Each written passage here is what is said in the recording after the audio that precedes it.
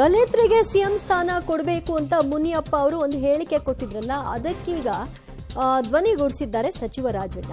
ಯಾರು ಯಾವ ಅಧಿಕಾರದ ಆಸೆ ಪಟ್ಟರೂ ಕೂಡ ತಪ್ಪೇನೂ ಇಲ್ಲ.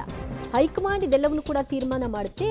ಅಂತಿಮವಾಗಿ ಹೈಕಮಾಂಡ್ ಯಾರಿಗೆ ಯಾವ ಸ್ಥಾನಮಾನವನ್ನು ಕೊಡಬೇಕು ಅನ್ನೋದನ್ನ ನಿರ್ಧಾರ ಮಾಡುತ್ತೆ ಅಂತ ಸಚಿವ ರಾಜಣ್ಣ ಅವರು ಮುನಿಯಪ್ಪ ಅವರ ಹೇಳಿಕೆಗೆ ಅವರು ಕೂಡ ಕೈ ಜೋಡಿಸಿದ್ದಾರೆ. ಮಾಡೋದು ಮತ್ತೆ ಅದರ ಶಿಫಾರಸುಗಳನ್ನು ಅಂಗೀಕರಿಸತಕ್ಕಂಥ ಬಗ್ಗೆ ಏನು ಸಚಿವ ಸಂಪುಟದ ಸಭೆಯಲ್ಲಿ ಚರ್ಚೆ ಅಪೂರ್ಣ ಆಗಿದೆ. ಚರ್ಚೆ ಸಂಪೂರ್ಣ ಆದ ನಂತರ ಅದರ ಬಗ್ಗೆ ಅಂತಿಮ ನಿರ್ಣಯವನ್ನು ತೆಗೆದುಕೊಳ್ತಾರೆ. ಎಲ್ಲಿದೆ, ಯಾವ ಚುನಾವಣೆ ನೀತಿ ಸಂಹಿತೆ ಇದೆ? ಯಾವುದೇ ನೀತಿ ಸಂಹಿತೆ ಗ್ರಾಮ ಪಂಚಾಯತಿ ಚುನಾವಣೆಗಳು ನೀವು ಹೇಳಿದ್ ಗೊತ್ತಾಯ್ತು ನನಗೆ. ಆ ಗ್ರಾಮ ಪಂಚಾಯಿತಿ ಚುನಾವಣೆಯ ಒಂದು ಫಲಿತಾಂಶದ ಮೇಲೆ ಪ್ರಭಾವ ಬೀರುವಂತಹ ಏನಾದರೂ ತೀರ್ಮಾನಗಳನ್ನು ತೆಗೆದುಕೊಂಡ್ರೆ ಉಲ್ಲಂಘನೆ ಆಗ್ತದೆ. ಇದು ಚುನಾವಣೆಗಳು ನಡೀತಾನೆ ಇದ್ದಾವೆ ಅಂತೇಳಿ ಏನು ಸರ್ಕಾರ ಕೆಲಸನೇ ಮಾಡಬಾರ್ದು.